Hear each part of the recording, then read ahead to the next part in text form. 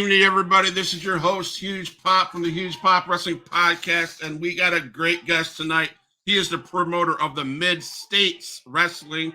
He is the hardest working man in the business. He hosts Slap Fight Championships. He's been around the business for 27 plus years.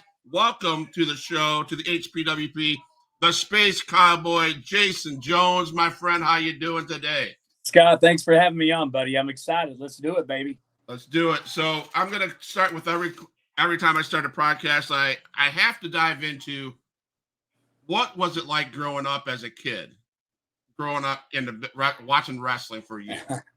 To me, that was a special thing. That was my dad owned his own business, so he worked 6 days a week. But the only time that he really wasn't a football guy, baseball guy, anything like that, but he did love his WTBS 5:05 Central Time Saturday afternoon.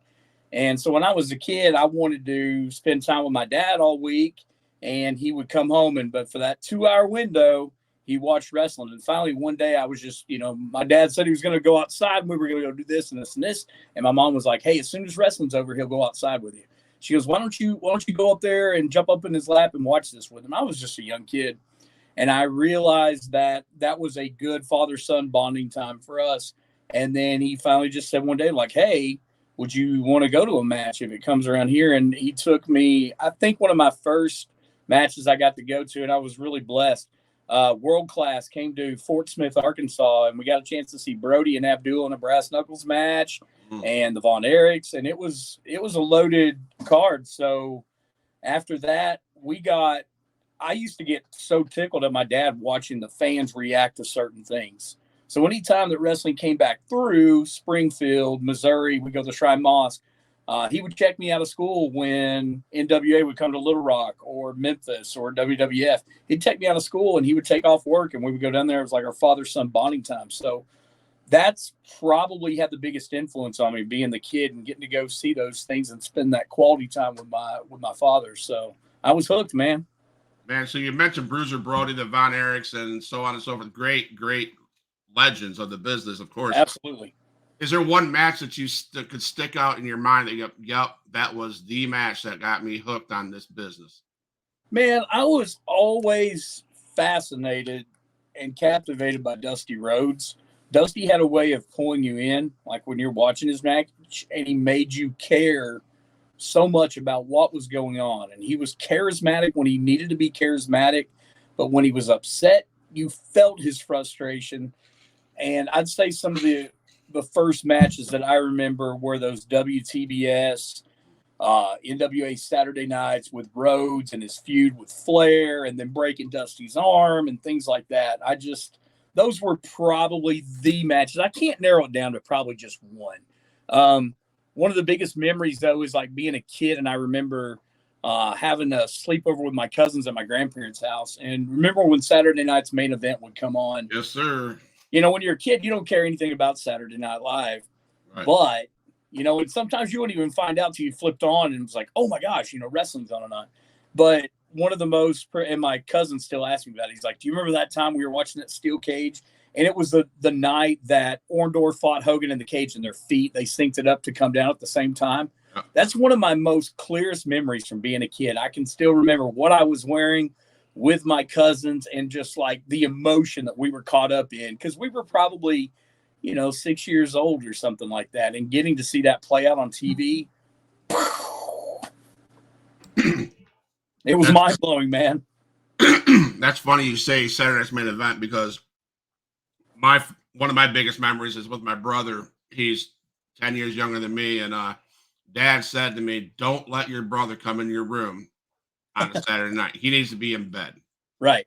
Of course, my brother was like, Scott, what are you watching? What are you watching? I said, what are you doing in there? All right, I'm watching Saturday night's main event. Man, can I come in? I said, Dad said no. Well, of course, it was with Sid Vicious and Hulk Hogan.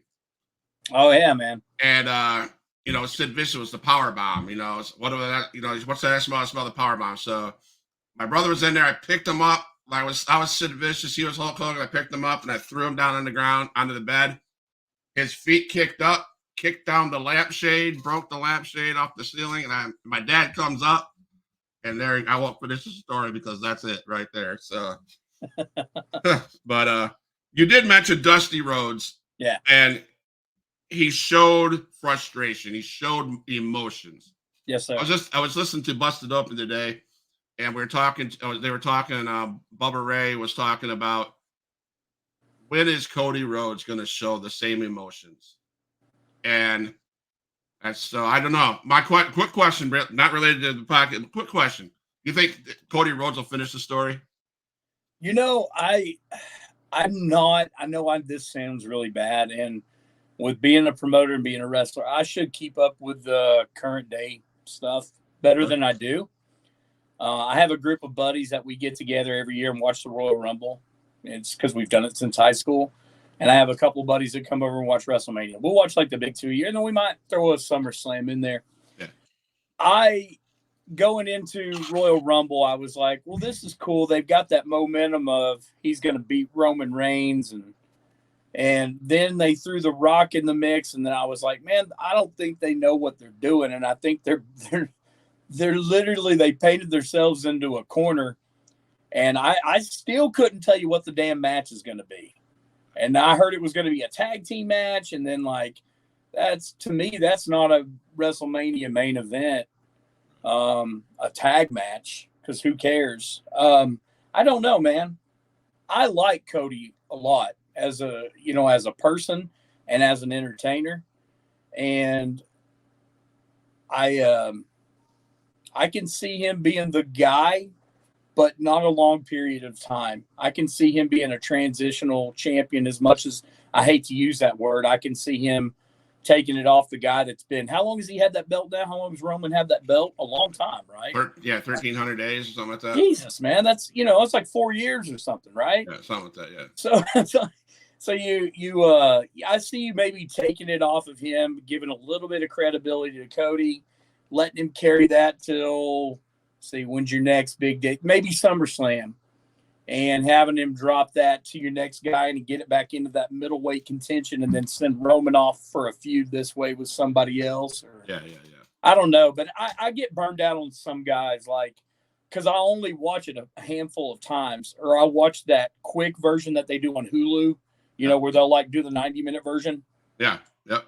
And kind of just like some of those guys, I'm like, man, and nothing against the guy personally, but like Drew McIntyre, they just love to polish that guy up. And if I see one more Sami Zayn and Kevin Owens match, I'm going to beat my head against the wall. And I like both of those guys. Right. But I've seen that match so many dadgum times for so many years. And I'm not even like an avid watcher, but just on pay-per-views and times that I have watched, I felt like I've seen that match 20 or 30 times. Absolutely. 100%. And I could say this to you as a promoter of an indie show. I didn't realize that was going on like that as much as it is in the bigs. As I watched, I went to a promotion here in Panama City, XIW, Extreme Impact Wrestling, and it was my first indie show. And after my first indie show, I fell in love with indies. I like WWE and AEW, sure. But indie shows is where it's at, because I agree, because you guys put your hearts on the line, and you guys tell a story, and it's real, and it looks as real could be. Sure. And you walk away going, holy crap, you want to go to the next show. I agree with you on that, and I wasn't trying to interrupt you, but like, some people will never get it on the level that you got it at. And there's some horrible independent wrestling out there. I've wrestled for some of those places, and it's terrible. But when you go to a good professional wrestling show, but for some people, it will never be, because they see you as minor league and you're not on that stage of WWE. So some people, it will never register, and it will never be enough for some people. It's like I've watched some AEW, and I have a lot of buddies that work, that are getting a paycheck from AEW right now. There's some good talent on there. There's some good matches. There's some matches that aren't for me. But for those people that just shoot AEW down because it's not WWE, I see all that stuff happening, online, and people going back and forth with this and that. And I'm like, can't you just enjoy wrestling? But some of those people, if they go to an independent show, they're going to they're gonna poo-poo it either way because it's not on the grand scale. And I'm like, hey, Right. you know those guys that you're watching every Monday night, they started off right there. Right. Now, I hope the fans that watch this hear what you said, because you're the second guy that has said it in the last week and a half. I had Afa's son-in-law, Julio Rivera, on here, The Cure, and he said the same thing. Let's just watch it and be Just a watch it fan. and have a good time. Be entertained, man. Not get on that Twitter, not get on that TikTok and just bash each other because so yeah. But back to you. Yeah. When did you decide you wanted to be a pro wrestler, and what training school did you go to? How'd that whole thing wind up being? Well, there ended up being like kind of in my, just like every teenage boy, you go through that phase where you watch wrestling and then you find out what girls are, and then nothing else matters for a couple of years. Mm-hmm. And then I'd say I started getting back into it again when I was probably about, probably 15, 16. And I happened to know a guy that had went and got trained by Exotic Adrian Street. And he lived around here, and he was like, hey, man, let me show you. And I was still in high school, but he came and promoted a show, and it was horrible, but that was my foot in the door. He let me help run the music and do a little bit of this, do a little bit of that. Got in there, took some bumps, learned how to tie up. And then every time that he would come around, even when he started working for another promoter, that I got my foot in the door with ring announcing when I was still basically in high school, was a chance to get in the ring. And then him introducing me to people. And there was I didn't have just one guy that broke me in. I learned this from this person, this from this person. And that's the way it was, because here in Arkansas, there weren't a lot of wrestling schools.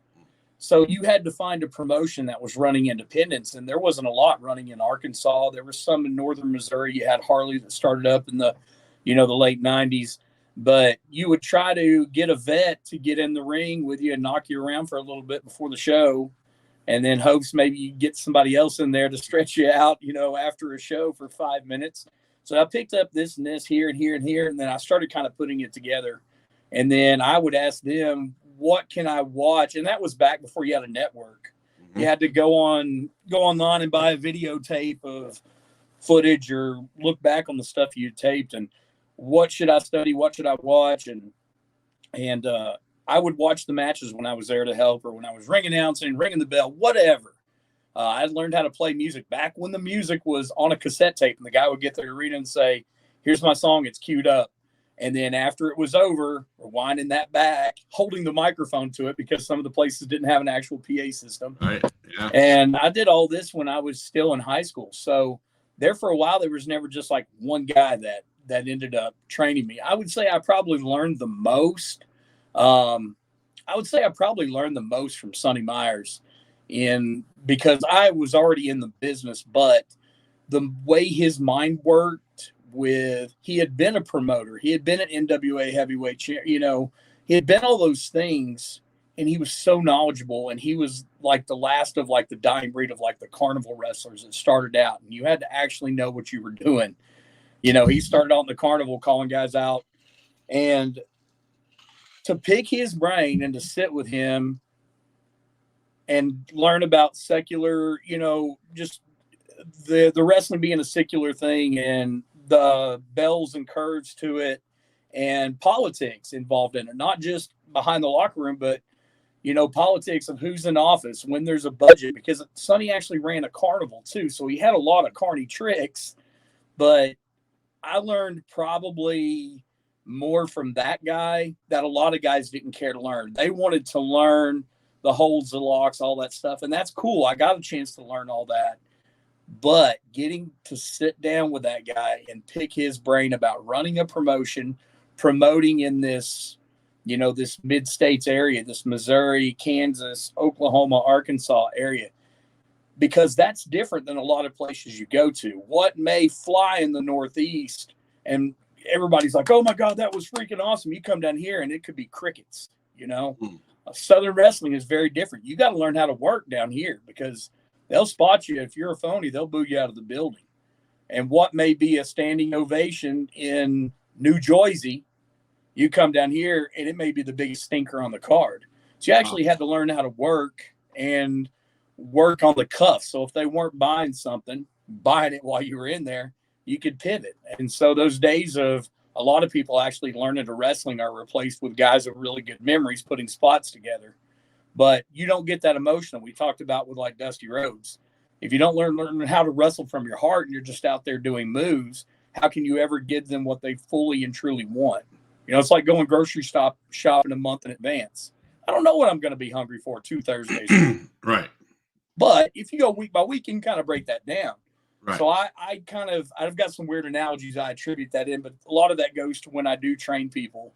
I kind of break it down and put it in common sense terms that they can relate to. If I'm working with a guy that used to play football, I'm going to give a lot of football references and, talking about being cool in the pocket and calling audibles and things like that. So, but I think that just being a teenager and being able to break in and then just learning from every chance that I could. And I didn't really have that one person. It was just, I learned this here, I learned this here, I learned this here. And then when I started putting it all together and actually working at it, it would be a matter of having a match, videotaping that match on an old camcorder, going back and watching that match like 20, 30 times, taking notes, then showing up to, there's a lot of times that I would show up. This is now, guys, kids watching, this is before phones and everything could be done there. I remember having a camcorder and bringing the tape to like Tracy Smothers and being like, could you watch my match from a month ago?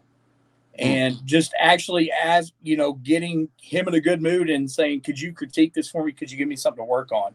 But actually getting a piece of paper out and writing down what they told me to work on, as opposed to some people that are just all about the minute you tell them what they need to work on, they go into excuse mode. Right. And so I would literally study those videotapes of my stuff. I'm like, man, I did that, but I didn't register it. I didn't sell to the crowd. I need to work on this. Slow down, slow down, slow down, slow down. And I would write all this stuff down. And I would have guys, not just that were seniors like say Tracy Smothers, but just for instance, guys that were already working on the indies that had a few more years experience with me. Like, what's your call on this? What do you think about that? And getting feedback from guys that were, in the same locker room with me. I think you take it all with a grain of salt, you put it together and see what comes out, in the end. So, yeah. And you mentioned something about paying attention, slowing down, writing things down, talking to those guys in the back, getting advice. Is this something that's missing today in the modern indie wrestling compared to what was back then? My students hear me say this all the time because I run a training school, have for many years. My students hear me say, you will never see a more individualized team sport in your life. Now, I say that because there are guys in that locker room of a lot of places that I go wrestle for that are not team players, and they are all about them. They are all about themselves and doing whatever move that they saw that week that they want to try to work into their move set or repertoire. And they're too interested in doing that to give a flying flip about the guy that has spent half his paycheck trying to bring the kids out to have a good time. Or they're too invested in, well, this will look cool for my highlight reel I can post on my social media. Who cares? What did you give that crowd? What did you give that promoter that didn't want you to go out there and do that? That promoter wanted you to do, A, B, C, and you're doing X, Y, Z. And I try to look at things from a promoter and a booking standpoint. When I train guys, they're not just, they know their spot on the card. If they're opening match, they're not going to go out there and do a dozen false finishes. They're not going to go outside because the main event may be a Texas death match or a street fight. Why should you take away from the event that's selling everything? My job is to entertain them and to go out and do the match in about the time frame that the promoter needs it to go. And a lot of guys, they just don't care. They're just going to go out there, and if you tell them that, hey guys, we got a big card tonight, you've only got 7 minutes for your match. they go out there and go 10, they go, I don't care. They were there for themselves. They weren't there to help sell tickets. They weren't there to help that promoter, to help their opponent. They're not looking ahead at the next show. What a lot of people don't understand is a booker and promoter, their rent money's on the line on that show. The money that they use to feed their kids, clothe their kids, pay their bills, it's on that show. And whereas that guy may not see anything about going 5 minutes over in his match, you've screwed everybody else over on the card because you're not trying to play within that wheelhouse. If there's 7 matches on the card and everybody decides to go 5 minutes over, it's 35 minutes. If that show was scheduled to end at 9:30, a lot of families maybe can't stick around to see the end of it or the main event that sold them to be there. Maybe the storytelling is in the main event to try to draw them back, but they don't know that because they had to leave because their kids need to go to bed. Right. Guys don't think about stuff like that, and promoters and bookers do, or they should be. And maybe that's part of the problem now. I don't know. All right. Well, Herb Simmons is in the house. Thank you, Herb, for the support. Herb Simmons, the hardest working man in the business, the Space Cowboy. No, that's Herb Simmons. Let me tell you, I'll put him over right now. Man, with this Fan Fest thing that Herb has got going on, I was there last year with Jimmy Hart, and I was blessed enough to be in that Bruiser Brody Battle Royal, and I'm in it again this year. And to see the amount of, you're not just talking about booking a show. You're not just talking about booking a Fan Fest and a couple of names. You're talking about booking 40 names, hotel, airfare. Herb, my hat's off to you. I can't wait to see what you put together this year for the Fan Fest in St. Louis because I'm excited, baby. I'll just put Herb over real quick while we're on. That's all right. No, I will tell you what, man. I have got to give mad props to Herb Simmons myself because it's just been able to talk to him. I had him on our podcast. Great man. I think we went an hour and a half, hour and 45 minutes. Yeah. The stories, man. And the things that I see him do, the Cauliflower Rally Club, the Fan Fest, the Bruiser Brody Battle Royal. Yeah. Everything. I mean, Herb's a good guy. And like Herb came down to my last show. I go up and work for him and vice versa. He brings talent down here and, you know, he's come to my shows and be like, hey, that guy could work good with this. And we do our best. I think we're two of the companies that do our best in this area as far as actually trying to work together, not just on coordinating dates, but using talent. We did a bunch of our filmings at a fundraiser we did in February. Herb sent some of his guys down and we taped them, sent him the footage so he could use them for his TV show up there. But I think as far as, you know, Cauliflower Alley is one good thing that Herb and I actually get a chance to actually sit down and visit because the times that we do get to visit, he's got a show going on and I'm on it, or I've got a show going on. And, you know, Herb came down and called some commentary, but on a day of a show, we don't have a lot of sit down and visit time. It's absolutely a matter of get this done to get the show going. So being able to go out there and unwind and just, you know, sit down and grab a bite to eat with my buddy Herb. And Herb also understands having a good team is part of it. And he's got a great team up at SICW, man, from just, I mean, a good team. I mean, I went up there and saw not just guys in the locker room, but from the people helping take tickets at the door to relying on your family to do this or that. You got to put people in a position that you can trust. And Herb's got a great thing going with SICW. I love to go up there. I wish it was a little bit closer and I could make those trips almost every time, but I love it. Love working for him. And he just said it. He's right. That's the territories. That's what it's supposed to be. And I wish the territories were back, you know, more than they are. Well, if anybody's trying their best to reset it and to restart it, it's SICW with Mid-States Wrestling. We've done our best to try to make it where guys can actually go and work different places, and let's work on doing this together. Let's do this together. Let's intermingle those things. Let me use my show to help promote your show. Let's use your guy to help put up my champion, you know, things like that. And I'm glad that I have somebody I can trust like Herb, that we kind of have each other's back as far as talent and things that we can just play off each other, you know? So and as a podcast guy, I'm excited to have SICW and Mid-States Wrestling, the Space Cowboy and Herb. I'm glad I'm working with you guys. It's going to be a fun year, so I'm looking forward to that. It's going to be a big year. It's going to be a big year for Mid States, for SICW, and for Pop Wrestling Podcast. So it's an all around win. You know, I tell people that I train all the time. It's like, look, when you look good, I look good, and the company looks good. So it's definitely is a handshake and a help out kind of business. And I think the more of a team player that you are, the further you will go in this business, and the more that you will reap in rewards. So, yeah. And I'll take that down as notes, man. Thank you. I appreciate that. There you go. So, when was your first ever in-ring match, and what sticks most in your mind regarding that match? Oh my gosh, that'd be 97. Pittsburgh, Kansas, I think. Pittsburgh or Fort Scott. I think it's Pittsburgh. Man, there for a while, I had a notebook, like my first 3 years of matches that I had, and I think the ex-wife destroyed that, or I never saw it anymore after the divorce. But what sticks out in my mind was it was a gimmick match, because I had started off being a ring announcer, and that was my way into the match that the promoter had set up. And it wasn't, I wanted to give my opponent more than just a gimmicky type win. But I learned at an early age, it's what he wanted. He's the one that's paying me to be there.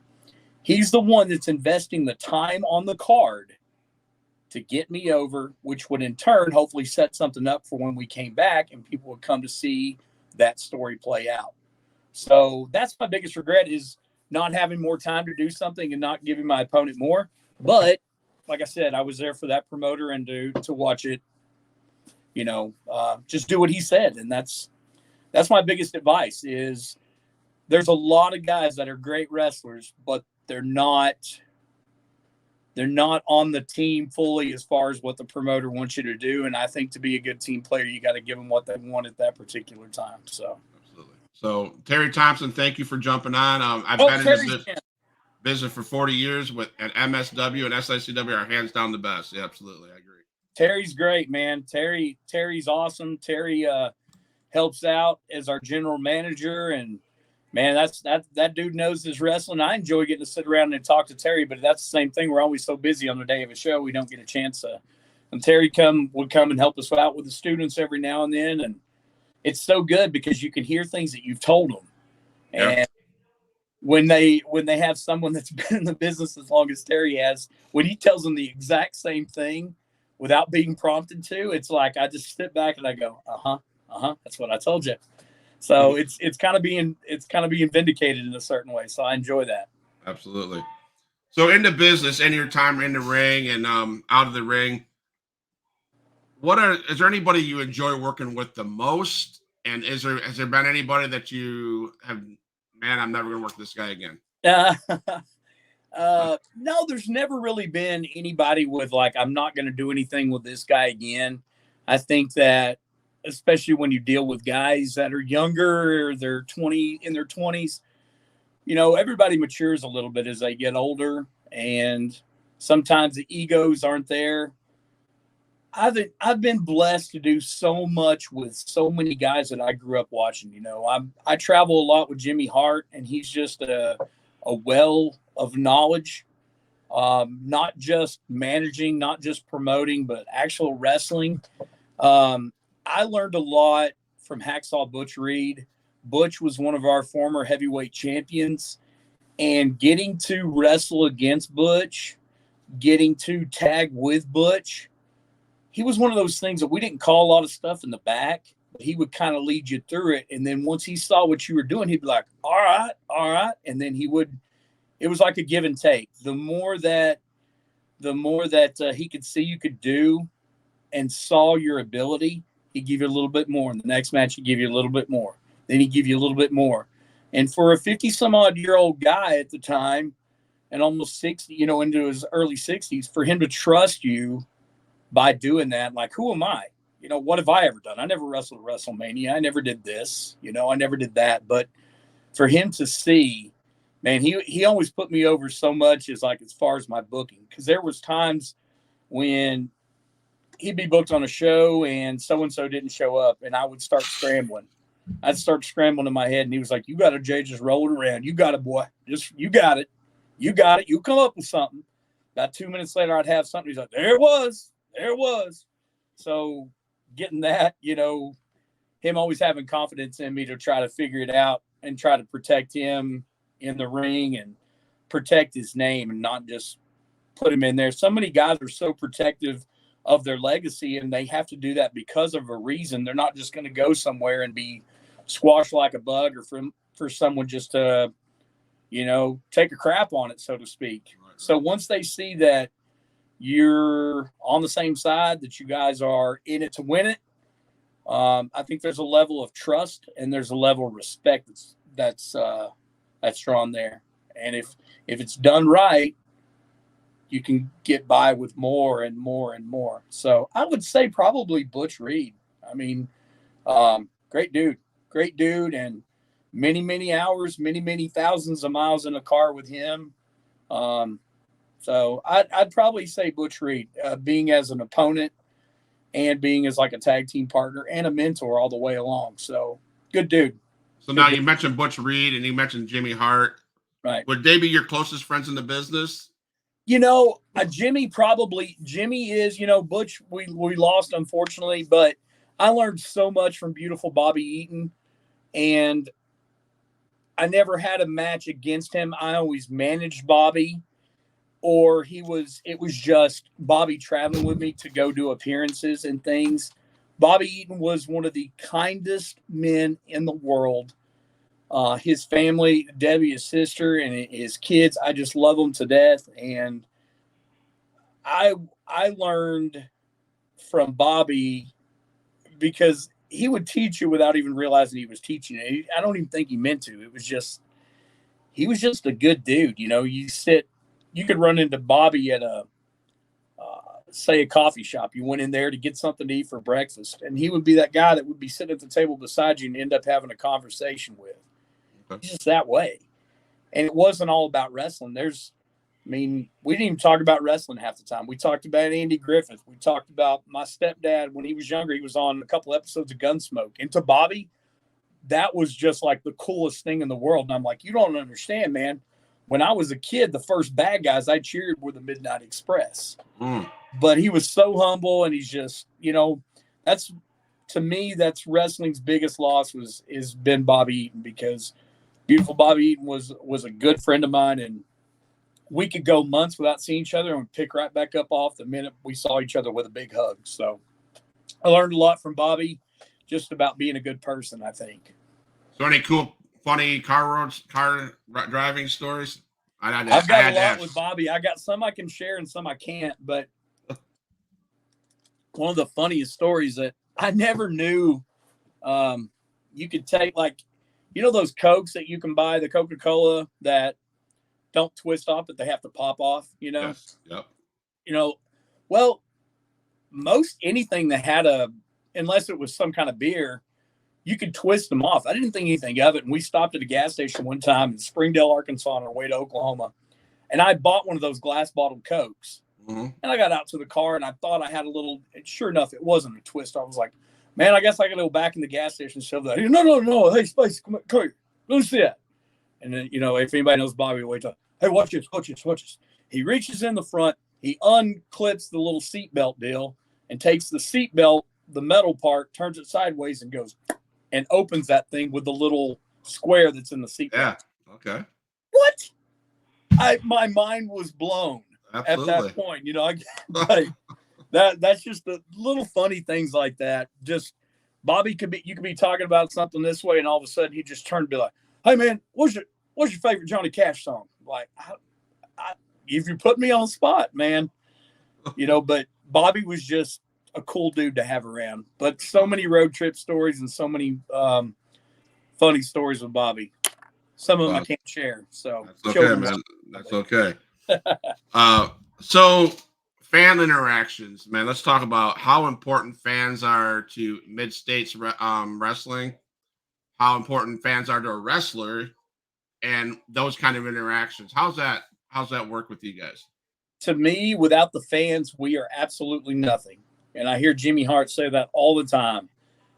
Without the fans there, you're just wrestling some dude in your underwear in front of nobody, right? So to me, I've been in this business, this secular business, the ups and downs. And there was times you would go to a little armory in the middle of Podunk, Kansas, and there'd be 500 people there. Well, the next time you came through with a different promoter a year later, there'd be 15 people in the crowd. So I've watched the ups and I've watched the valleys and the mountaintops, and I'd much rather wrestle in front of 300 people than 30 people. Guys don't understand that. So some guys do and some guys don't, but you'll always see me at my merchandise table, my merch table, signing autographs. And there's a lot of times that they're not going to buy my photo or buy my t-shirt, but if they have an event poster, I want to be sure that I sign that for them, because just taking 5 seconds out of your day and telling the dad and mom that you appreciate you bringing the kids out and supporting this company, whether I'm there next month for that company or not. Thank you for doing that, and thank you for supporting them so we can continue to bring this back here. That person spent, probably $15-$20 a ticket, bring his family of 4 out, $60. He may have paid for parking depending on where you're at. He's going to go to the concession stand and drop $30 or $40. Then he's going to buy them all a souvenir. And that dude has probably dropped a couple $100 on a regular Saturday night. And I think that more people need to take the time to tell those mom and dads, to tell those people that come out, thank you for coming and supporting, XYZ Wrestling. I appreciate it. Take that little extra minute, whether you're a heel, whether you're a babyface, whatever, sign that kid's autographs, take a selfie with them, make them feel that they can forget their problems for 2.5, 3 hours and just be entertained. Make them feel special for just a minute. You don't know what that person's going through. Maybe it's something, and a kid comes to the show and he gets bullied 5 days a week at school, and then he gets bullied online. But on Saturday night, he's excited because he's going to get to go to wrestling with his family. Make that kid feel like the coolest kid in the world on that Saturday night, that he's having a great time. Make that dad feel welcome and make him feel special for bringing his family out. Hey, buddy, thanks for bringing the kids out. That really means a lot. A little wink and a smile. Hey, thanks, man. I really appreciate that. And because if they're not happy, they're not going to come back and see you the next time. If they don't get welcomed, and I think we tried to run mid-states with, for coming up on 20, 23, 24 years now. We ran mid-states with just good customer service is all it boils down to. Be nice to the people, kill them with kindness, treat people with respect and the way you would try. Don't try to make a quick buck on them and then come back, another time and just try to gouge them like a carnival coming to town or something. And so many promoters back when I broke in, that's the way they were. It's like They ran a carny, or a carnival. They come in, roll into town, rape, pillage, and plunder everything, try to get as much money as they could, then go away, then come back again and try to do it again. Well, that's not good business if you look at the business model. Right. Make those people feel special. Make them feel that they're a part of the company and the actual. We try to do as much fan interaction stuff as we can do. And we try to make everyone feel welcome, because without the fans, and Jimmy Hart says this all the time, without the fans, we are nobody. We are nothing. And we might as well be doing this in an empty room somewhere. So I can tell you guys, I usually tell you before we go on air, but as I told you before, I'm a foster parent running an emergency shelter, and I run a podcast 5 days a week because it allows me to get into this hour and 15-minute conversation, right, and I forget about what's really happened over here. Sure. So you guys are doing your job. You guys are doing a wonderful job in these shows I go to, man. You forget about real life. Sure. And you get involved and you get invested. And and the ones that do it right, Right. There you go. we come back. You Sure. know, so Absolutely. So that leads me to the next thing. How important is brotherhood in the business and paying your dues in the business? We'll talk about brotherhood. Brotherhood is very important because at any given time with any move, I'm giving you and I'm trusting you with my life. With any move, you're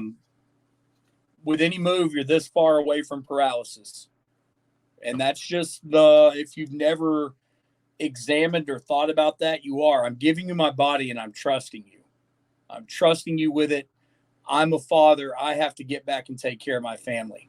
Now, I've always thought about that in the back of my head. This person I'm working, if I injure them and they're not able to go do their regular 9-to-5 job, am I going to help them pay their bills? There's things that guys want to do all the time. And I'm like, you want to go out there and do a freaking power bomb from the top rope to the outside onto the concrete? Well, I got to get up and go to work Monday. I got a family to take care of. And if you break my neck, are you going to come pay my bills for me? So that's something to keep in the back of your mind. Absolutely. It's that level of trust with that brotherhood. And it's just like the Butch thing you went back to. Let's do this time. Let's trust each other. And as the match builds and then it gets to that point, maybe the next time we wrestle, we can do the double flip moonsault from the balcony that you're wanting to do, or whatever the case of it is. As far as paying your dues, I definitely had to. I tell people that come and train with me all the time, I used to get up and drive 4.5 hours on a Saturday morning just so I could go help set up the ring before the show to try to get 20, 30 minutes in there bumping of guys just really beating the far out of you to see if you were tough and if you would come back. And stay, work the show, do security, run music, do whatever you needed to, whatever they needed you to do. Take out the trash, sweep, mop, clean the bathrooms, tear the ring down, load it up, drive straight back, catch a 30-minute nap in my truck before I went to work on the weekend, being a teenager, went to work at Walmart on the weekend and then going to school and then doing it again the next weekend just because I wanted to get my foot in the door. And those people that get hurried through, that don't pay their dues, that don't, little things, helping set up the ring, helping set up the chairs, that appreciation is lost on so many guys of what work actually goes into a show. There's the guys that will always get my respect because I've done it and I've ran it all myself. Like the production stuff, the lights and the music and all of that stuff, man. It's just, it really is a team sport. And those people that don't pay their dues and you can tell that they got hurried up or ran through, promoters are really bad about doing it to, you got some dude that comes in there, he looks like $1 million and he's all jacked up. Promoters are terrible about doing it with females. And I hate that because female wrestling has become such a large part, but a lot of female wrestling on the independents, and I've been to some that they're absolutely horrible. Like, I trained Quinn McKay that was Ring of Honor's, Rookie of the Year. And she took her first bumps with me and she's Kelly Kincaid now with NXT with WWE, but she trained just like the guys. She didn't get a special break because she was a beautiful girl. And like a lot of promoters would be like, come here, let me teach you how to do a headlock. You're on the poster next week. You're in the show. And it's not that I'm being negative towards females. I'm negative at those promoters that are giving those breaks to these people that have never paid their dues. But do you think that they're going to respect this business if they haven't saw the work that goes into this business? No. Even when I was paying my dues, it was like Goldberg was breaking in. And they say that Goldberg was, I've only talked to the guy one time in my life, but this conversation didn't come up. But they say, he went from, just mauling through everybody of just having this ego and this chip on his shoulder of But he never had to pay his dues. He never had to do those job matches. He never had to do this, that, whatever. Just like, we'll throw him out there and he'll beat everybody up. Well, what are we going to do next week? He's going to beat somebody else up. Yep. Well, they elevated his stock and made everybody else's stock go down. And they made him look like $1 million. What happened when it was contract time? Well, I want X amount of much more money or I'm going to go to the competition. Right. So I think that's one deal. And I'm not bashing Goldberg. I mean, I would have taken if that was the hand I was dealt, and anybody else that says that they wouldn't, they're lying. But there is a respect that goes with it of paying your dues, knowing your spot on the card, going out there and helping guys get over, because you actually learn to work that way and appreciate where you are. I think when you have an appreciation for something and a respect to it, you start to appreciate everybody on that card and see it as a team sport, as a locker room sport that it needs to be done. If not, you're there for yourself. And if you're there for yourself, in my opinion, you're there for the wrong reasons and you didn't pay your dues. And I got to agree with you, because the promoter here is Adrian Whisper and John Saxon here in Panama City.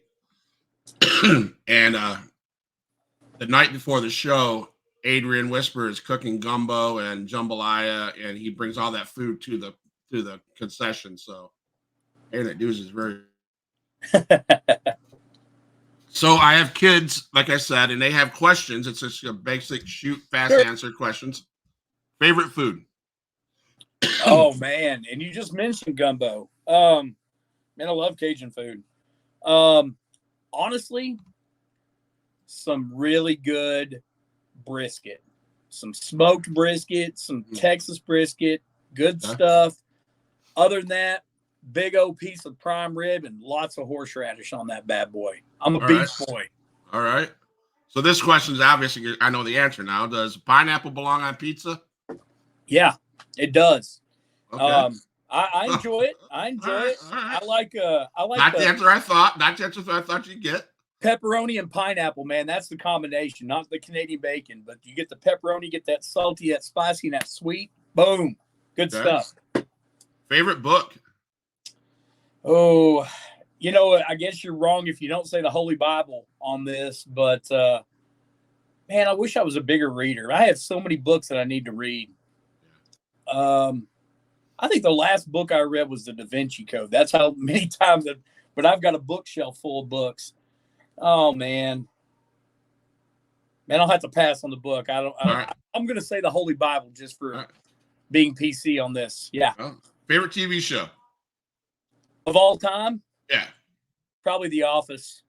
Okay. I know you probably get that a lot, don't you? No. Really? Actually, no, more. I'd say The Office. Good stuff. Favorite movie? Whew. Just talking about this yesterday. Gosh.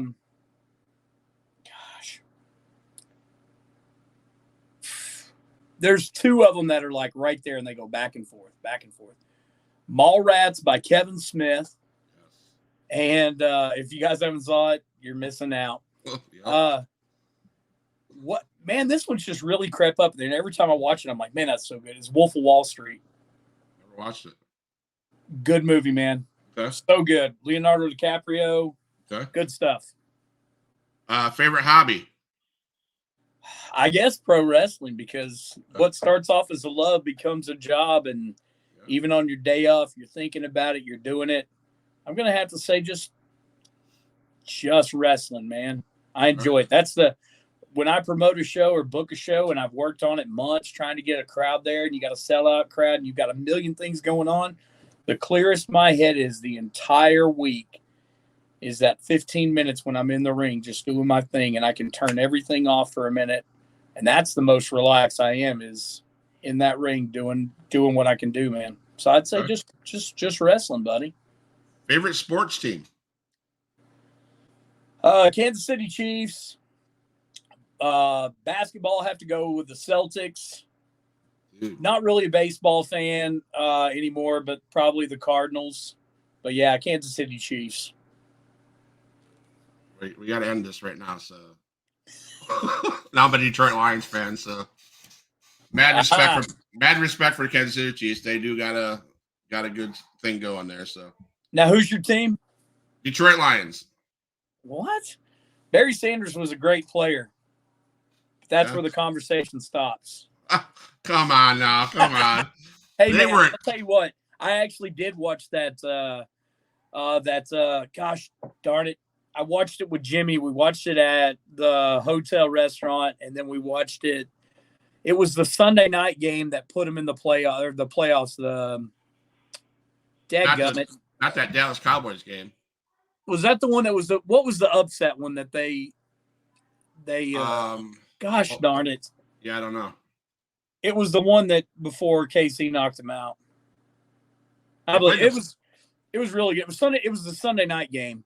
Okay. But like we started on, we had just Detroit is just kicking tail. Well, they had a great game against the 49ers, and they blew it. And they blew it. But no, man, I really did think they had a shot this year. They had momentum, and that's hard to stop. Absolutely. Mount Rushmore of wrestlers. I get asked this a lot, and they kind of rotates. Ric Flair, Hulk Hogan, Dusty Rhodes, and that fourth one can rotate. Because there's a lot of different variances. Are you looking at money? Are you looking at this? Are you looking at that? And I guess it all comes down to money. Dadgum, man. There's guys I like, and then I love Bret Hart. I think Bret Hart is like, whether you listen to Bret now or whatever the case of it is, you go back, there's so many things that Bret Hart can do and make it look so clean, so crisp, that I will have my students watch Bret Hart matches because they were just his ring awareness, the way he moves, his punches are money. I put Bret Hart on it, but if you ask me tomorrow, that may change. The order may change too. So You got to have Flair on there. Dusty Rhodes, in my opinion, just because I was a huge Dusty fan, and he helped create, with his booking in his 80s. He really drove that. And Hogan, of course, as far as money. And I like Stone Cold, don't get me wrong, but as far as, the dude did make money, man. So you can't argue with that. So Absolutely. So I know it's back and forth, and I'd never give like a solid answer on that. And what you asked me today may change tomorrow and next week, and just I go through my phases. We all have our one that could rotate or drop in and off on that at any time. So Steven Espinoza says Jason Jones is one half of the KC Luchadors. Yeah, I am. So this man, Mr. Espinoza, he was a guest on the show, and of course I gave him shit because Attila and his group of homeboys or whatever lost a match at SICW a couple months ago, but it is what it is. So let's talk about Mr. Steven Espinoza. I have a question so first of all, I got a question from a guest. Dave Hutton says, what is it going to take to get mid-states to come to Nixa? For Nixa, let's see, I guess a check. And he really likes the thing that you did with Jimmy Hart when, Christmas time, they had a night out with Jimmy Hart and Space Cowboy. Oh, yeah, man. We had a great time with that. That was so much fun. We had this was the Christmas before last. Jimmy Hart and I do a Christmas tour every year. Have for 3 years, and it's usually the weekend before Christmas, and we'll go and we just pile up a bunch of things. We'll do a couple shows in there. This last year, we did a triple shot. We did a show in Arkansas. Did a show in Arkansas in Siloam Springs, which is right on the Arkansas-Oklahoma line. We did a show in Springfield, Missouri. Then Sunday, we did a shot in St. Joe, Missouri. But before that, we had filmed an episode of our TV show. We had done, so much stuff. And the year before, the venue that we normally run in Springfield, Missouri, the guy that ran it that is there now, he left periodically, and they had a temporary lady that filled in, and she put our date down wrong, and she put us down for the Sunday. And we had already had this date booked out 6 months in advance. So what we did to get that taken care of is Jimmy and I went and filmed a commercial on Thursday. Friday, we went and did the news, did promotion, and we did an autograph signing. Saturday was supposed to have been the show in Springfield. What we did was we went ahead and moved the show to Sunday because they messed up on the calendar. Saturday night, though, however, one of our buddies, the guy that wrestles for me, owned a coffee shop in Springfield, Jimmy Fiasco. So we did an evening with Jimmy Hart. And the cool thing that a lot of people don't understand about Jimmy Hart is he wrote almost all of that old theme music, from all the stuff in WCW to all that stuff in WWF. Sexy Boy, Shawn Michaels, Bret Hart's music. He wrote the Wolfpack song. He did all that stuff. And he was the singer in a band called the Gentrys that did the song Keep On Dancing. So he has a big musical background. He did Dusty Rhodes' Common Man, and he has some really good stories about just being around. And so we're like, let's put together an evening with Jimmy Hart where he can still make a little bit of money on his deal. And we charged, I forget what it was, and we gave the coffee shop some to host it there. And Jimmy just basically, it was only going to be open to like 20, 25 people, something like that. But basically, he stood there and we sat down and told these stories. And they could have, it was a Q&A, and we had, there was food and drink. And we just had an evening with Jimmy Hart. And he would tell the stories of, Dusty Rhodes came to me and he said, I want a cowbell in the song. And then I want a choir and I want this. And he's like, damn, Dusty, why don't you just do the song? We just little things like that. And he would tell these stories. And then we opened it up to Q&A. But it was fun because it was really intimate. Jimmy's a very personable guy. And if we bring him into an event, he'll take that 3 or 4 minutes and talk to you. But sometimes if there's a line of 100 people waiting to get his autograph, you don't have a time to actually talk to that dude. So it was a chance where you could get a few photos and he'd take a picture with you, and we included, you could bring a personal item and he would sign the item, and then you got an autographed 8x10 too. And it was all included in the price of a ticket. But it was so cool because it was only open to I think it was open to 25 people. And it was so intimate and it was fun. I had questions myself that I asked, and it was just really cool. And it was a really cool time, Dave. I enjoyed that. Nice. And he says, is there going to ever be a Space Cowboy and Stephen E. Type of thing? A rematch? No, I don't. He was talking about a Q&A, one of those nights. Oh, yeah. That would be fun because Stephen and I have been, we've been friends, enemies, and we're better enemies than friends, I think, with that feud going back 20-something years. And I helped break Stephen E. into the business, and I may have created a monster. So I want to apologize to SICW and everywhere else that he wreaks terror on. So I may have been the evil that broke him into the business. But Steven's got a great head for wrestling. He's got a great head for business. I can't argue with that. Sometimes it's tactics I'm not a big fan of. So we'll leave it at that. So let's talk about the tactics. Let's get back. Let's get into mid-states wrestling. Yeah. You as a wrestler in the ring with Stephen E., his boy Attila Khan, all that jazz. Have you ever received the fireball? I have. Anything to say about that? I was lucky enough that when he did throw the fireball at me, I moved. It got the back part of my neck, but when I moved, it got the referee as well. So I got grazed. It was not anything that was sorry, I got a squeaky chair. I got grazed. It's not anything I want to do again anytime soon. Right. I had one of the best matches ever because it was just every hit was so satisfying. I think it was November of 2022.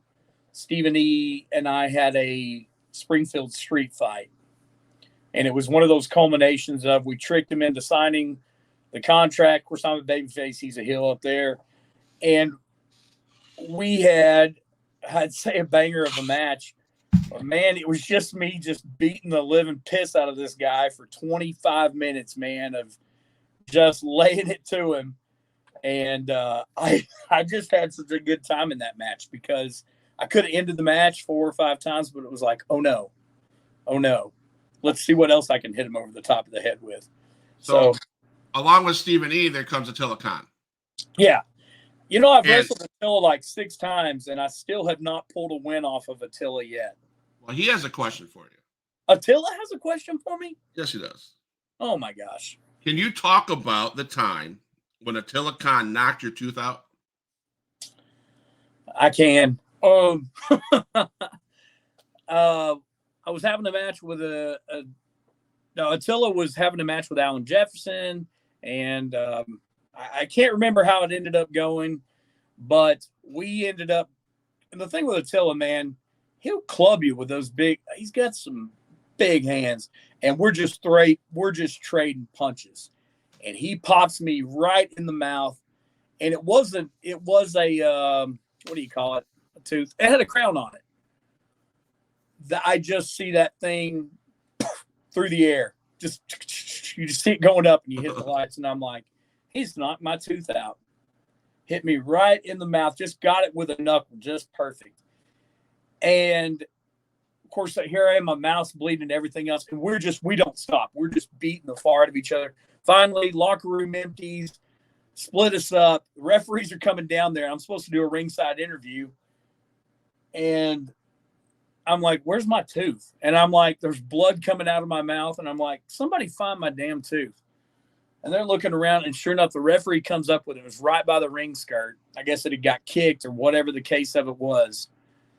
And everybody right after it happened, it was intermission. Everybody's wanting to see my mouth. And of course it's bleeding. I put the tooth in the baggie, and I'm like, you knocked the tooth out of my mouth. But still to this day, that's one of the hardest I've ever been hit. But Attila and I, we just club the far out of each other. But to fix that tooth, with pro wrestling, being a pro wrestler, you don't get good insurance. If you do, I say go see my friends at KC Insurance. They can take care of you on anything. But because I had already had a crown on that tooth, I went back to get it fixed, and they were like, hey, we can't do anything for it because the post is too small now. We can try to temporarily fix it. They tried to temp fix it. It lasted about a day. So the thing of it is, they were like, you're going to have oral surgery. So I had to set up an appointment to go see a specialist. I had to go see a dentist to get a referral to go see a specialist. So that's like $600 out of pocket. Then the specialist tells me, he's like, the only thing we can do to that is insert. I guess they do something where they make it like a screw and they screw it in. Yep. It's like $7,300, not counting the x-rays, not counting all that stuff. Had to be paid in full up front. And he was like, I can't get to you for 6 to 7 months. Luckily enough, my stepdad, his brother owns a dental lab, and they weren't able to do anything. But every now and then you'll see the Space Cowboy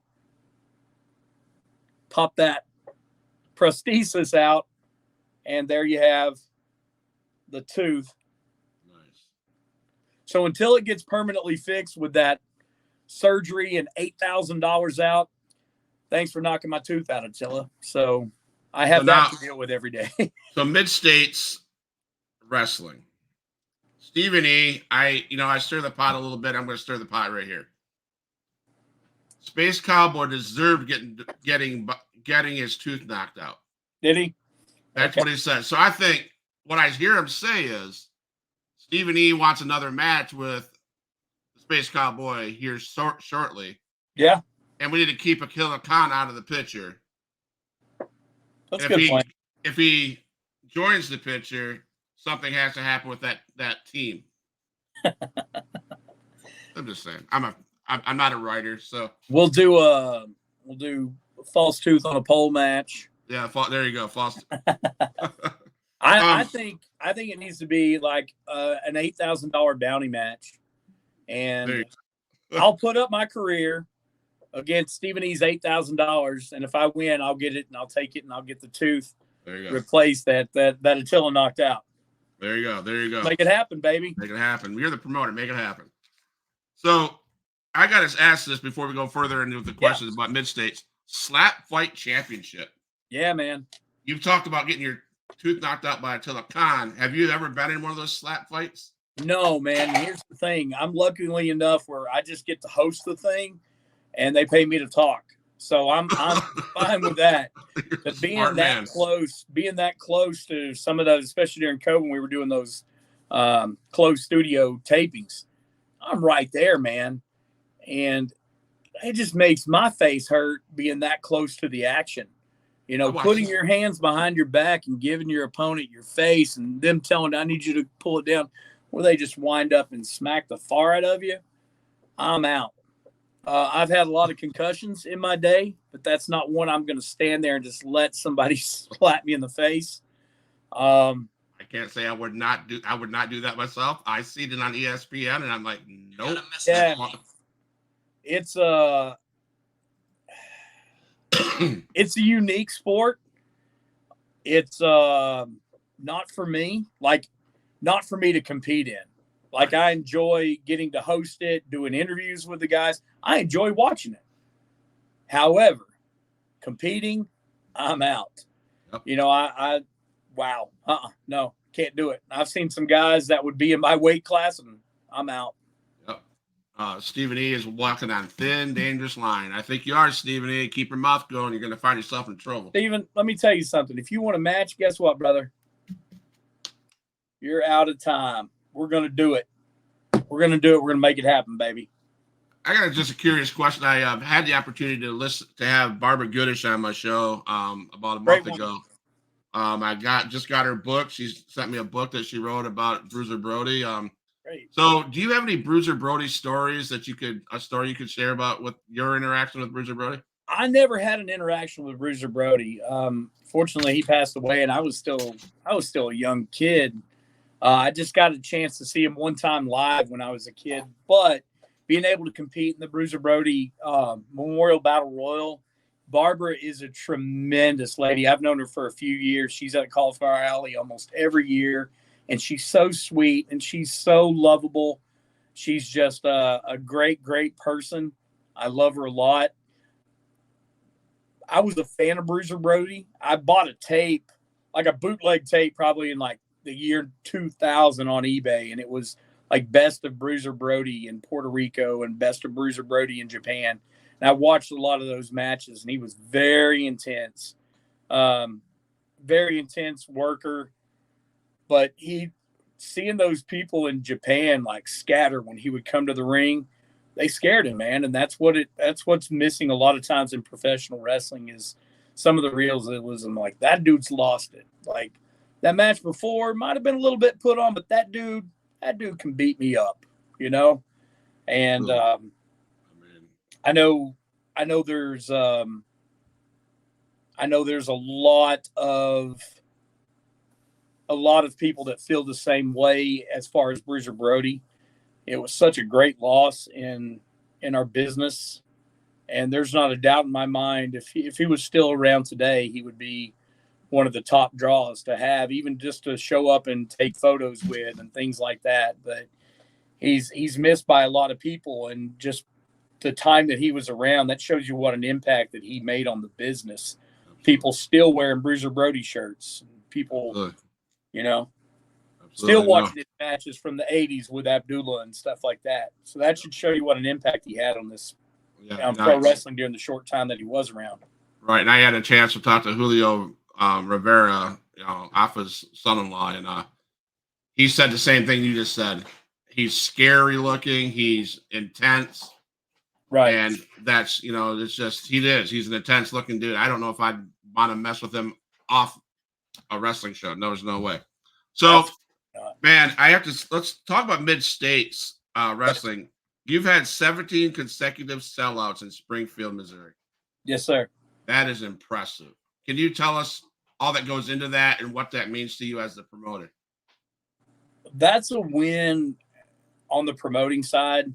And that's not, it's just Springfield or wrestling fans. No, that's, because other companies have tried and other companies have drawn a portion of what we draw.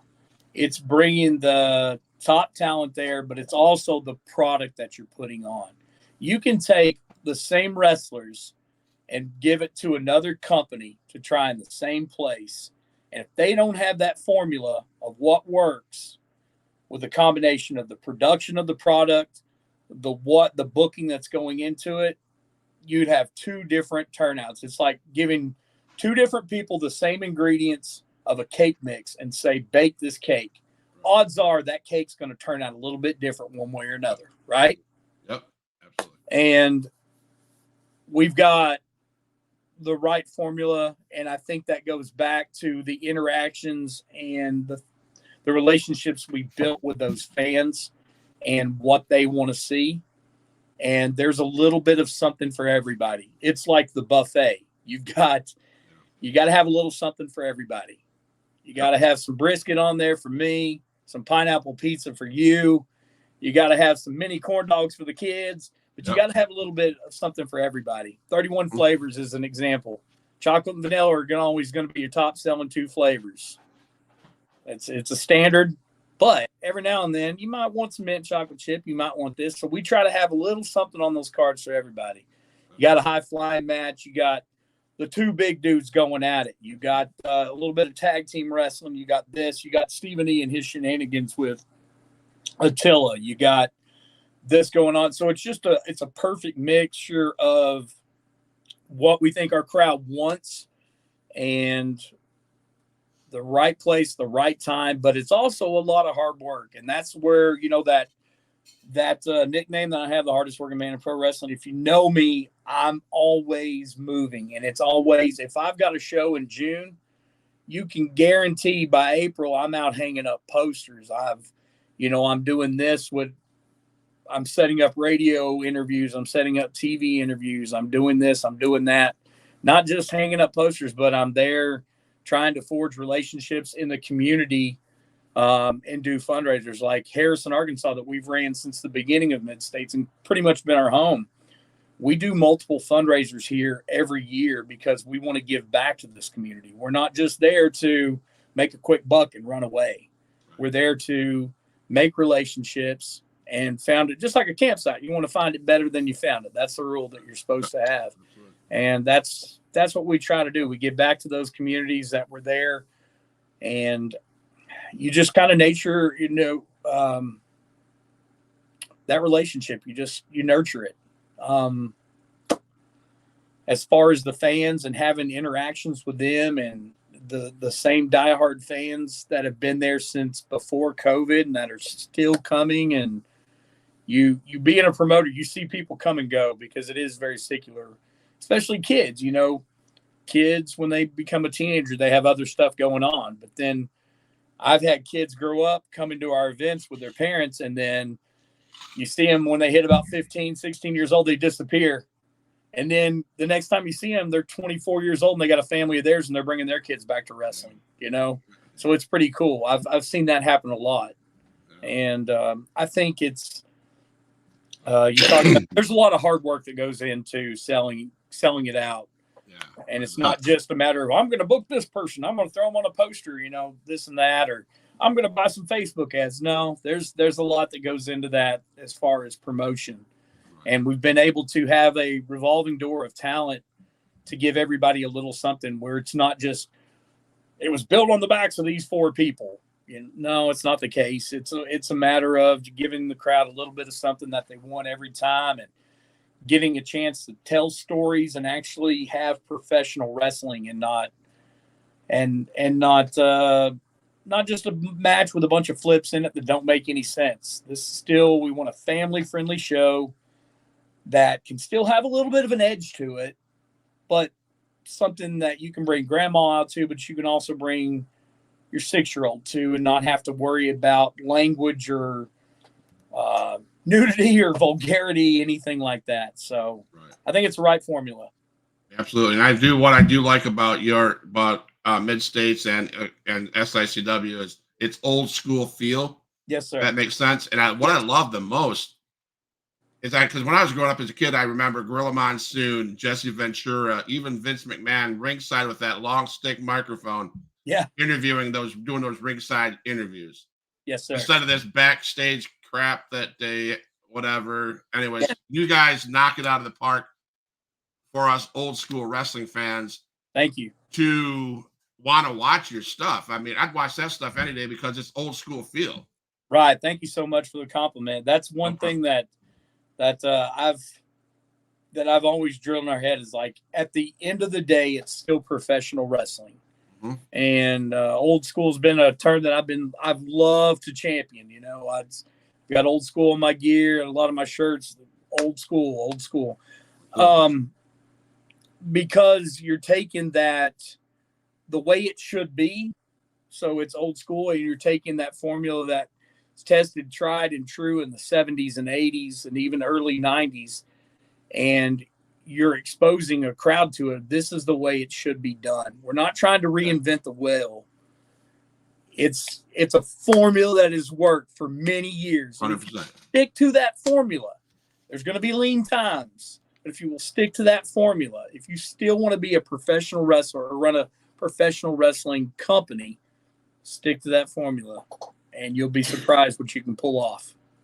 I have a really good source that tells me that Mid-States Wrestling has the best ran concession stand anywhere else, and it's ran by your mom and dad. Yeah, my mom, my aunt, my stepdad, they're always there. But for years, we've always had pulled pork nachos. And Tim Rockwell and I fight with WFC all the time. Like, where did it come from first, or who did it better? And we're always like, man, our pulled pork nachos are the best. His pulled pork nachos are the best. We have some of the best barbecue that you've ever had. And it's a shame that you just can't get it anytime.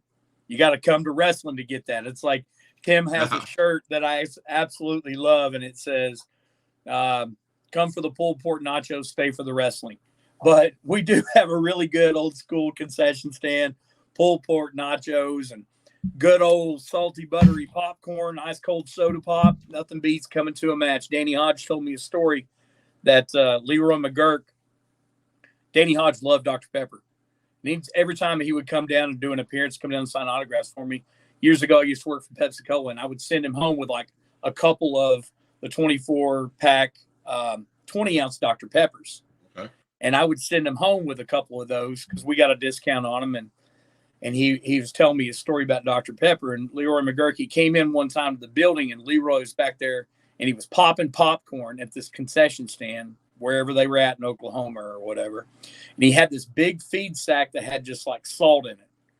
And he had just a styrofoam cup, and he was throwing the salt on that popcorn. He said, "Danny, you want a bag of popcorn?"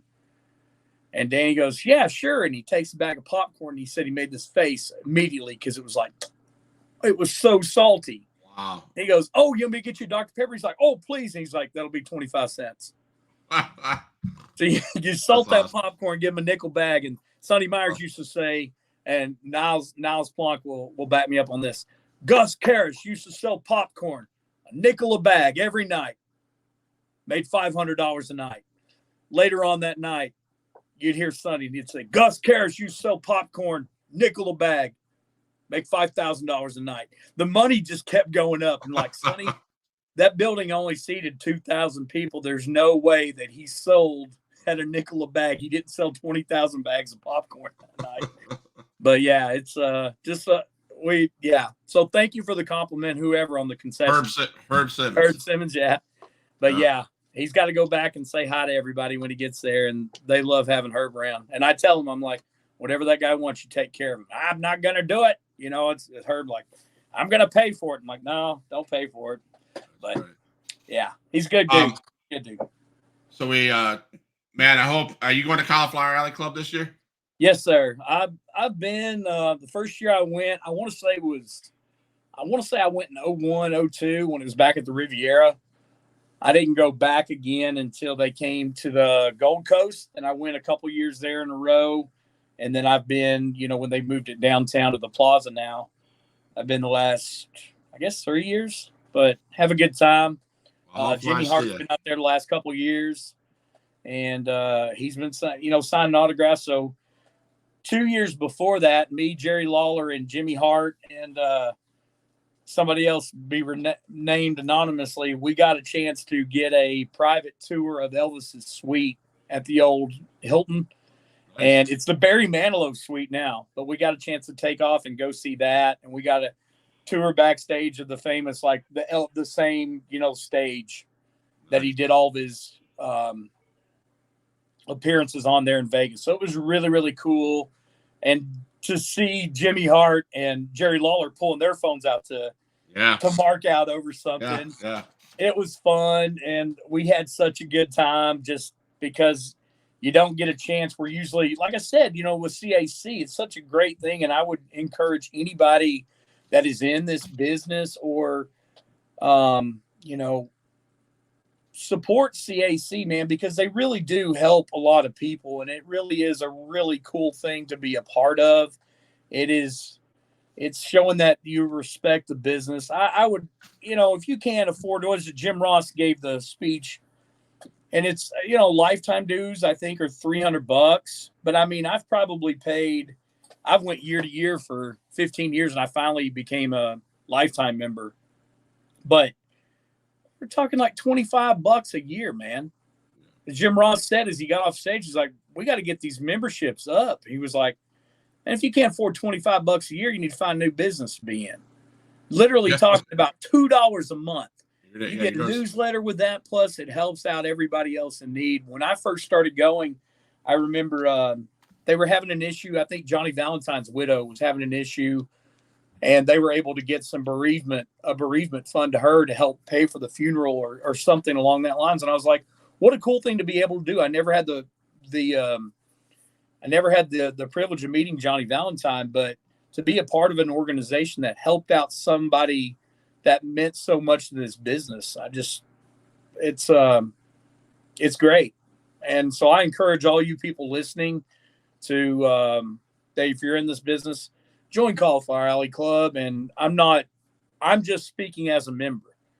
I've built friendships there it's good networking possibilities, but two, it's a chance to sit down and get to visit and bond with some of these guys that you're on these shows that it's like, King and Jimmy, we're always working if we're doing something, but to get to take off and to get to see them and us take another Uber 10 miles out of the way because, Jerry wanted to go get a Wahlburger and a chocolate shake. But to get a chance to do that kind of stuff and just hang out with guys that you're in the business with, it's so cool, man. And they're going to be memories that you're going to enjoy. And there's times where you're just going to walk, you're going to go outside and you're going to walk downtown by the plaza and you're going to, you're going to see guys having a beer and just go over and have a beer and hang out a little bit. Good times had by all. Awesome, man. I am excited. I think that's on our bucket list of things to do possibly in 2024 for sure. But I do agree with that. If you don't go to the Cauliflower Club event, just be a member. Yeah, be a member. I have these guys on.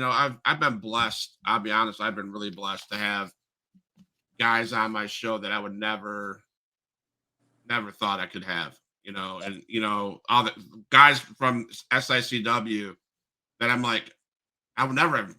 Glenn Williams, right? I would never. Stephen E. Attila Khan. I would never have guessed I would have been able to do this. Bruiser Brody's wife sitting here talking to her. Yeah. Your Space Cowboy Jason Jones sitting talking to you about mid-states wrestling. I almost did it. Sorry. And the opportunities I'm going to have, why would I not pay that $25 a year to give back? That's my way of saying, hey, I'm going to give back because you guys, I don't care about followers, whoever, subscribers, whatever. I do, but just to get away for an hour and a half talking to people like you, right? Why would I not give back? That's crazy for me. There's many times we'll be down in the lobby just sitting in, like, the old location used to have a TGI Fridays in like the lobby, and there's times just like come in like Herb and his wife are sitting there. So let's go over to the table and BS with Herb for a little bit. Oh, what are you guys going to do tonight? Oh, we're going to go here. We're going to go eat dinner. We're going to go this. We're going to go do that. It's a good time. And like I said, even if you don't go to the banquet, $25 a year or whatever it is, I think it's 25. It might be 30 now. Who knows? But you might be the person needing help one day. You might need to be, it's a good thing. But even the newsletters alone are cool to get because they tell you a little bit of what's going on here and there, to read up on who all's receiving those awards. And to get a chance to go to the banquets when you get a chance. It's awesome. It's not an expensive trip. You can get flights into Vegas, usually pretty cheap because they're trying to get people out there.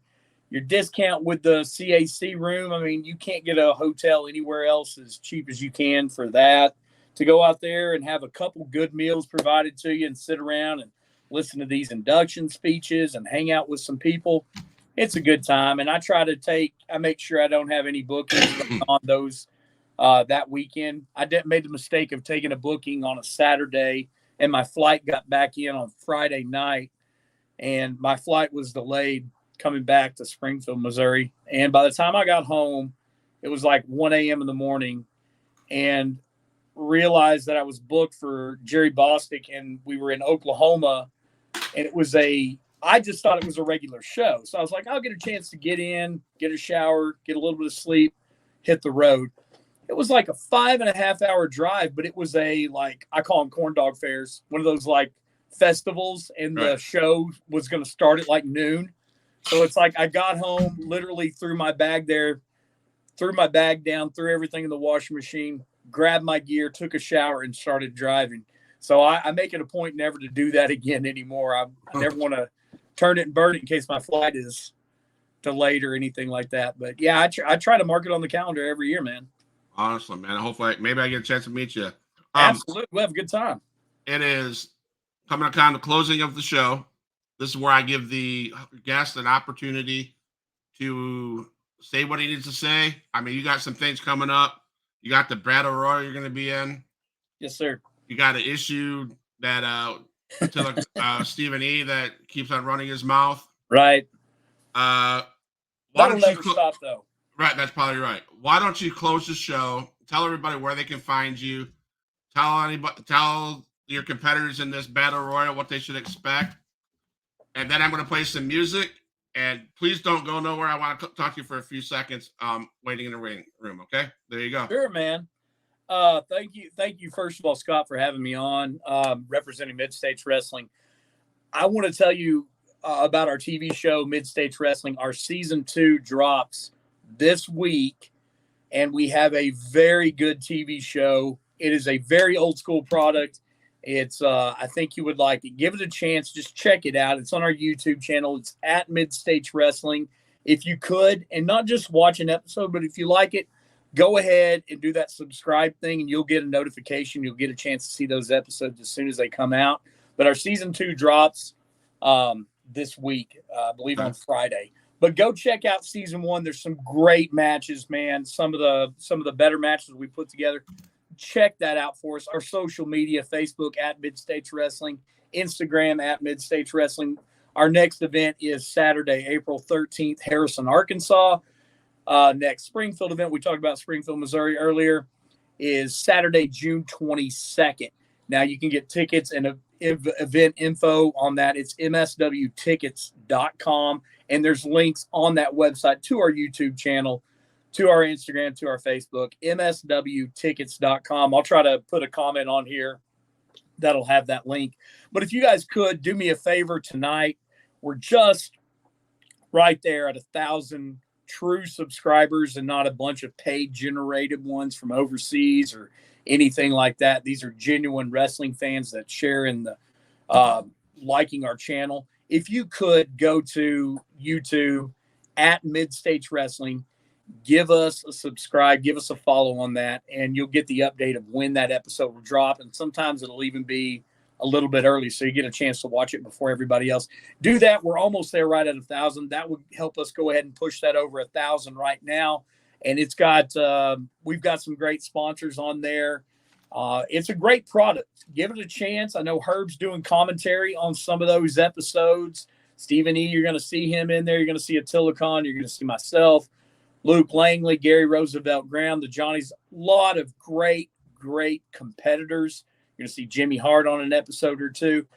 Really good old school wrestling. Give it a shot. We try to run a 30-minute program. Most of the episodes are going to come in about 24 to 25 minutes long, but they're perfect to watch on a break at work or when you're just at home and you want to unwind and zone out on your phone for 25 minutes. Mid-States Wrestling, at Mid-States Wrestling on YouTube. So if you guys would do that, I really appreciate it. I really am excited to be a part of the Fan Fest by SICW and Herb Simmons. I've been lucky enough to be chosen again for that Bruiser Brody Battle Royal. Last time, there was a lot of people in that, and I did get blindsided by Superstar Steve. And this year, I'm going to do my best to win the whole dadgum thing, man. That's what you got to do. And I've been around Battle Royals a long time, being in this business 27 years, but there's nothing more prestigious I would love to have is that Bruiser Brody Memorial Cup. Like the next time I talk to you, just sitting right. And that happens in May. So I'm excited to be a part of that Fan Fest. And Mid-States Wrestling, we have a booth there as well. Jimmy Hart's going to be there. And Herb has got that thing loaded up. So you guys don't miss that. It's going to be a big thing.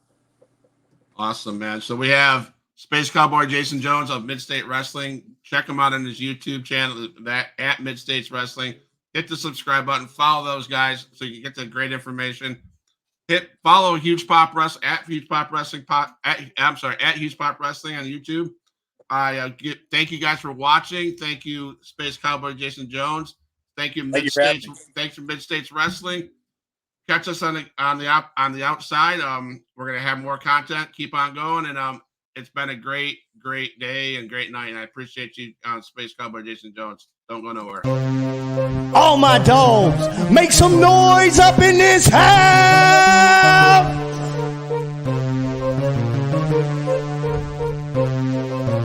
Who is in the house? Who is in the house? It's the gangster of destruction, so you know what's going down. And when the drive-by's coming, then you better hit the grind. Cause when your body hits the canvas, then your head is knocked out.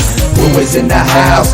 Who is in the house? It's the gangster of destruction, so you know what's going down. And when the drive-by's coming, then you better hit the grind. Cause when your body hits the canvas, then your head is knocked out. Fight with Adrian Whisper is like a fight with the devil, because when he's dealing with you, you cannot get on this level. Fight with Adrian Whisper is like a fight with a king. It's like a fight with an army. They got the tanks and everything. He's leaving bruises and stitches, possibly leaving you crippled. Cause when he sets up the table and sends you straight through the middle.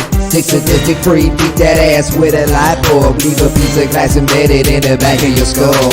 Who is in the house? Who is in the house? It's the gangster of destruction, so you know what's going down. And when the drive-by's coming, then you better hit the ground. Cause when your body hits the canvas, then your ass is knocked out. Who is in the house? Who is in the house? It's the gangster of destruction, so you know what's going down. And when the drive-by's coming, then you better hit the ground. Cause when your body hits the canvas, then your ass is knocked out.